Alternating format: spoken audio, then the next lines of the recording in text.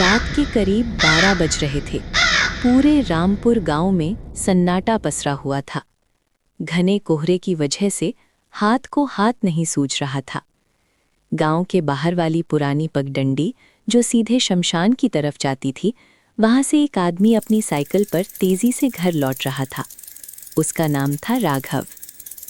राघव शहर से काम करके लौट रहा था और आज उसे काफी देर हो गई थी।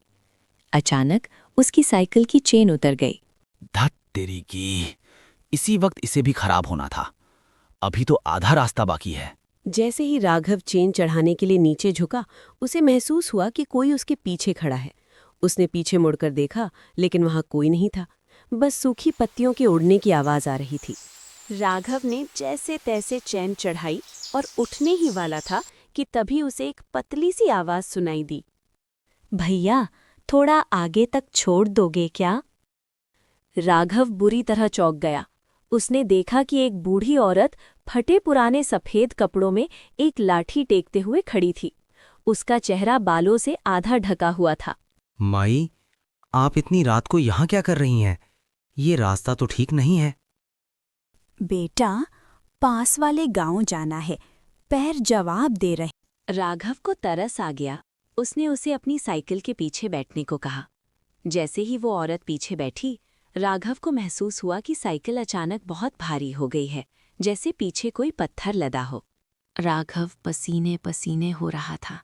उसे पीछे से सड़ी हुई मांस जैसी बदबू आने लगी। उसने बात करने की कोशिश की। माई, आपका गांव और कितनी दूर है? कोई जवाब नहीं आया। अचानक उसे सड़क के किनारे लगे एक पुराने बरगद के पेड़ के पास से गुजरना पड़ा। गांव वाले कहते थे कि उस पेड़ पर एक चुड़ैल का वास है। जैसे ही साइकिल पेड़ के नीचे पहुंची, राघव ने कांच साइकिल के आईने में पीछे देखा। उसकी रूह कांप गई। आईने में उस औरत का चेहरा नहीं दिख रहा था, बल्कि उसकी जगह बस एक कंकाल था जिसकी आंखें जलते हुए अंगारे जैसी थीं। और सबसे डरावनी बात, उस औरत के पैर पीछे की तरफ मुड़े हुए थे।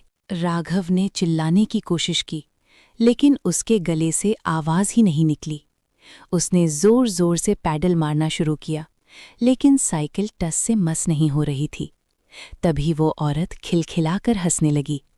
उसकी हंसी किसी इंसान की नहीं, बल्कि किसी जानवर के चीखने जैसी थी। कहाँ जाओगे बेटा? आज तो मेरा भोजन बहुत स्वादिष्ट होने वाला है। राघव ने हिम्मत जुटाई और साइकिल फेंककर भागने लगा। वो सीधा गांव के हनुमान मंदिर की तरफ भागा। चुड़ैल हवा में उड़ते हुए उसके पीछे आ रही थी। उसके लंबे नाखून राघव के कुर्ते को फाड़ रहे थे। जैसे ही राघव मंदिर की सीढ़ियों पर चढ़ा और घंटी बजाई, एक जोरदार रोशनी हुई और पीछे से एक भयानक चीख सुनाई दी। अगली सुबह गांव वालों ने राघव को मंदिर की सीढ़ियों पर बेहोश पाया। जब उसे होश आया तो उसने पूरी कहानी सुनाई। आज भी उस पगडंडी पर कोई अकेले जाने की हिम्मत नहीं करता, और वो बरगद का पेड़, वो आज भी वहां खड़ा है, मानो किसी और शिकार का इंतजार कर रहा हो।